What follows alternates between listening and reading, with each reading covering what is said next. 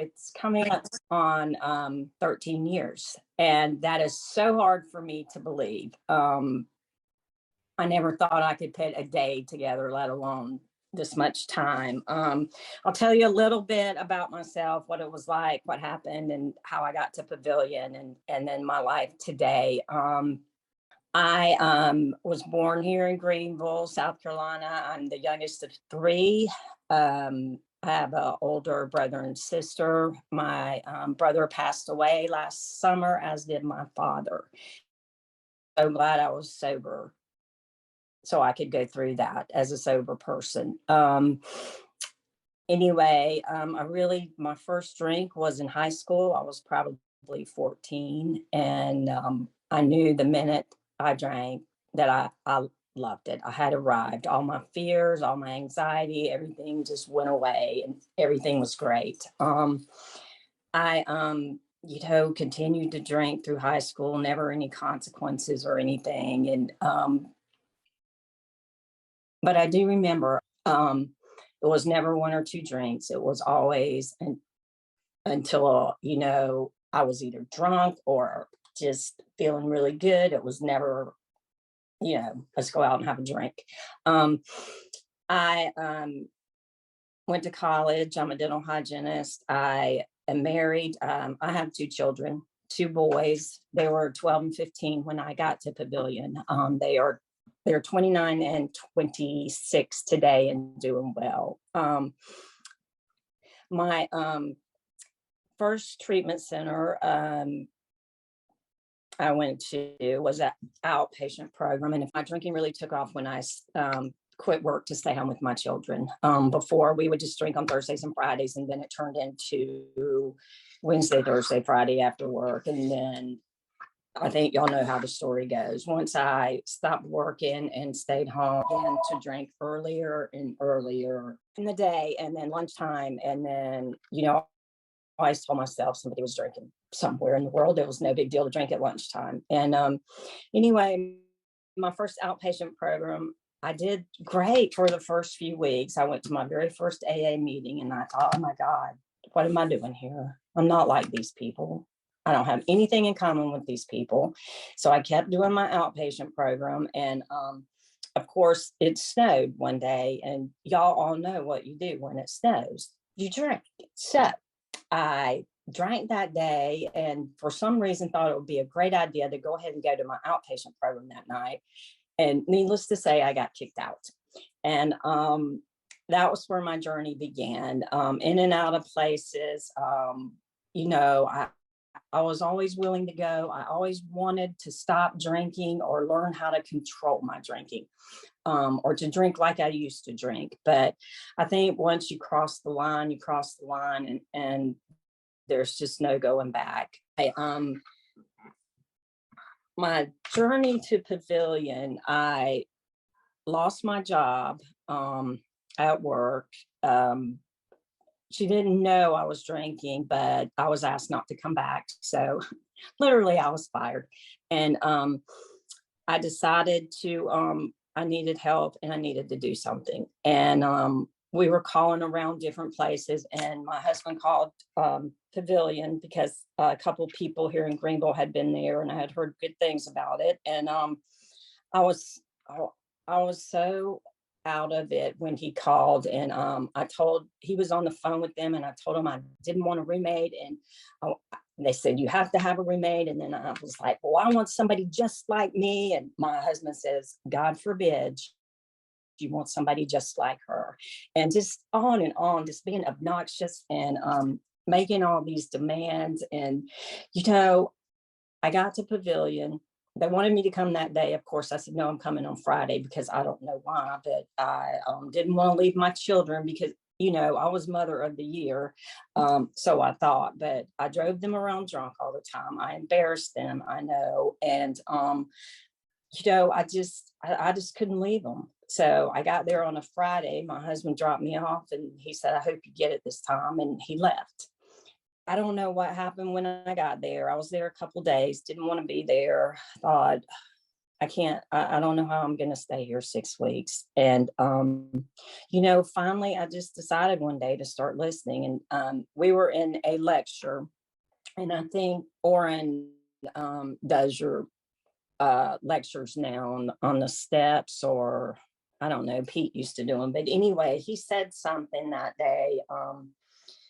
And I don't know, a light bulb just went off. And I thought, oh my God, alcohol is not my problem. I'm my problem. I'm in my own way.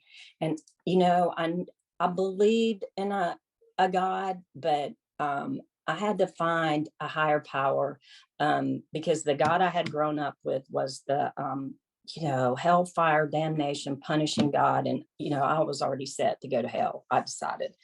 And I remember being at church one day, and my minister said, "You can't get into heaven on your parents' coattails." And I thought, I'm doomed. I'm done here. And so just giving up, and thought, God didn't want anything to do with me.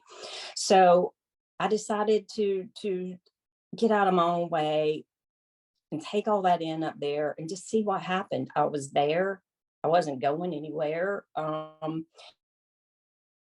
So I started paying attention, and I started little by little letting go of some things. I remember I was so manipulative all the time. And I still can be, I'm not gonna lie to you, but I was up there, and my counselor, my husband and my father were coming up for the family program, and they weren't gonna ride together, and they weren't speaking at the time, because I don't know why. I can't imagine I was the problem, but of course I was. And I wanted to call them and fix it. I knew I could fix it, because did so well at fixing everything before I got there. I knew I could just fix it, and they could ride together, and everything would be fine. Well, she wouldn't let me use the phone. As a matter of fact, I didn't use the phone the entire time I was there. Couldn't call anybody, couldn't do anything. And she said, process. And I thought, trust the process. I said, what do you mean, trust the process? She said, trust steps 1, 2, and 3. So, of course, I looked at steps 1, 2, and 3. I was powerless. I had to believe a power greater than me could restore me to sanity. And I had to trust. I had to let go. I had to turn it over.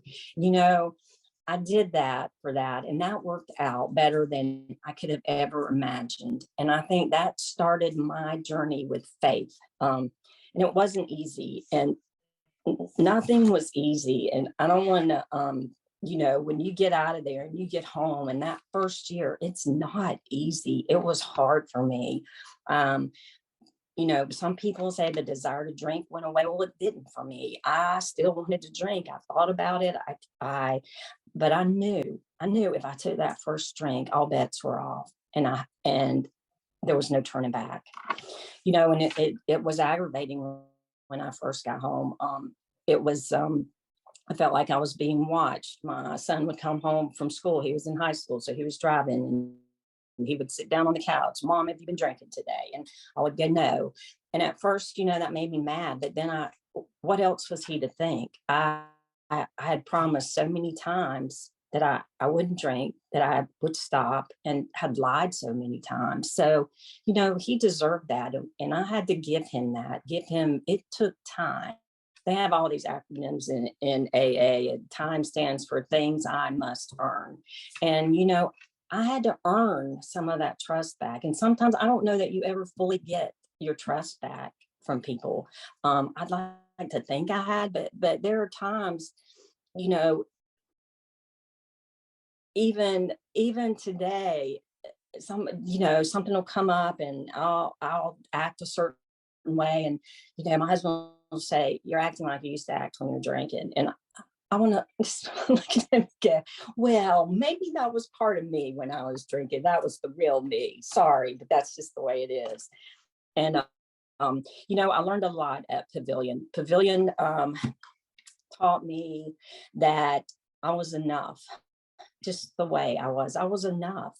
I didn't have to be this great person. I wasn't a bad person. I wasn't an immoral person. I was a sick person, and I learned the whole disease aspect of it. And, that's the hardest thing for me, and for a lot of alcoholics, I think, is the guilt and the shame we carry. And I can still get all in that today. The things I've done, the things my children, they didn't want to do the family program, so we didn't make them do it. And that was their choice. But, I tried to make amends with them and talk with them. And, they just wanted their mom back. They didn't want to talk about it. They said, just keep doing good, mom. Just keep doing what you're doing. And, I had to do that first year. I had to put one foot in front of the other. I drank at home all the time in the end. And so home was not a good place for me to be all the time. So I went to a lot of AA meetings.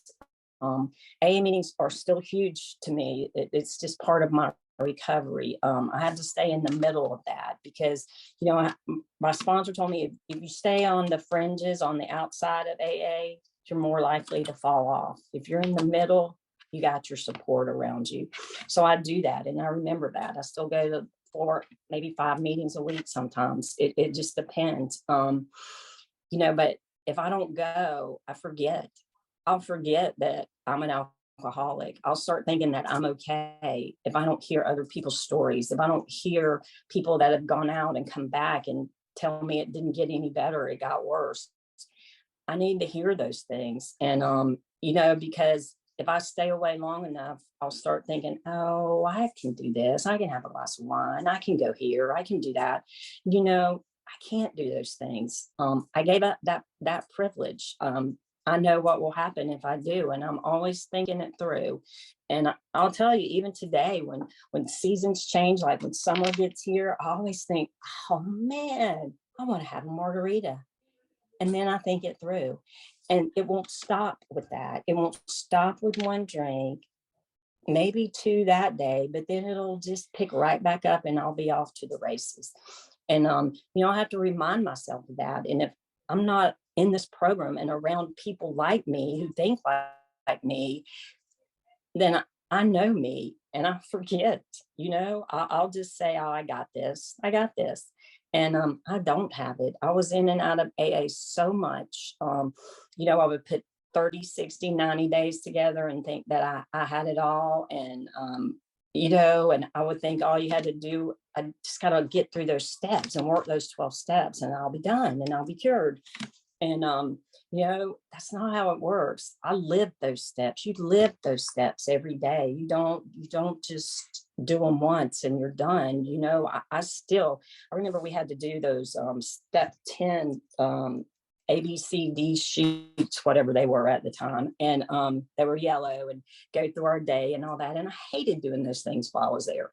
But you know what? It taught me to keep doing that when I got home, to go through my day. And it's all steps of Alcoholics Anonymous. You review your days, and if you've done any wrongs or any harms, you admit it right away, make amends. And it just sets up for a way of life. I will tell you, when I first got home, I tried to do everything I did while I was at Pavillon. I tried to eat right. I tried to still exercise. I did an outpatient program. I didn't want to because I was the smartest person in the world. And I had been there 6 weeks and I didn't need to know anything else. And what else were they going to teach me? And Pavillon had started an IOP here in Greenville, and I wasn't going to do it. I mean, I fought it tooth and nail, and they called and back and forth. And finally, I just said, okay, I'll do it. And it was the best thing I ever did. Our counselor there was Orrin, and I think y'all have him up there. Some of you may know him. And he was awesome. He taught me a lot of things I didn't know there.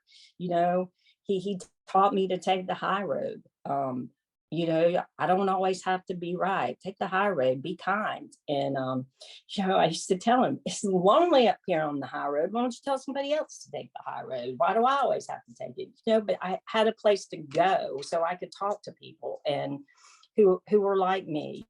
And it was 3 nights a week, 3 hours. So it was great. And I'm really, really grateful I did that. And, I still stay so involved because it's just a part of who I am today. And sobriety has given me so much I can't even tell you. I never thought my life would be this good. I never thought I would have fun again. And I have fun all the time. And our alumni group in Greenville, we have a great time. We hang out, we see each other at meetings. We rode up to a meeting at the equestrian center the other night. I mean, we have fun, but we have to work at keeping it together, because it'll fall. And I just can't afford to let that happen, because the way I was going, I was going to be dead.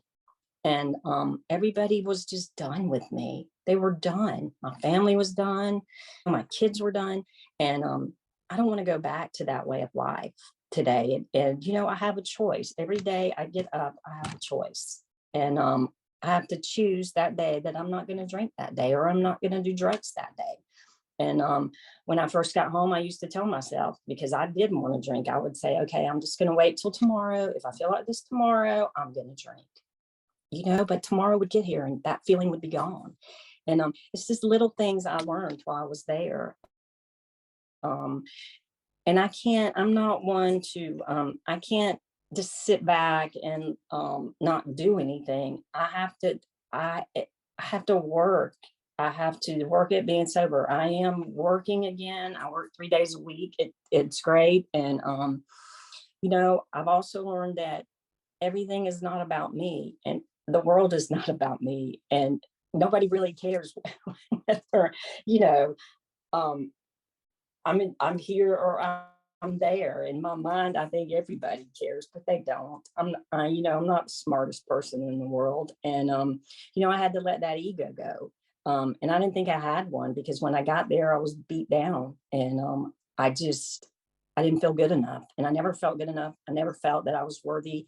And so I think going through treatment, doing what I was told for once, taking suggestions, doing AA, getting a sponsor, getting involved, having a home group, all that stuff, I think is a big part of my program and who I am today.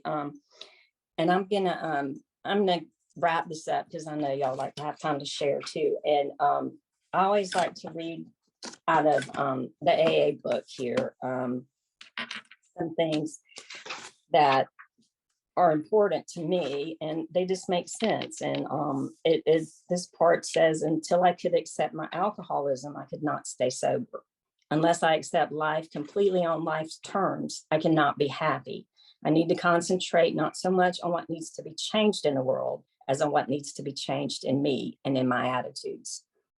Because my attitude is the only thing I can do something about. Acceptance is huge. It's not easy, but it's huge. And I'll end with this. And this is about meetings, because I feel like people, some people go to meetings, some people don't go to meetings, but I think they're important. And this talks about AA meetings. It says I can do the same thing with an AA meeting. The more I focus my mind on its defects, and I can do this with a Pavillon meeting too. The more I focus my mind on its defects, late start, long drunkalogs, the worse the meeting becomes. But when I try to see what I can add to the meeting rather than what I can get out of it, and when I focus my mind on what's good about it rather than what's wrong with it, the meeting keeps getting better and better.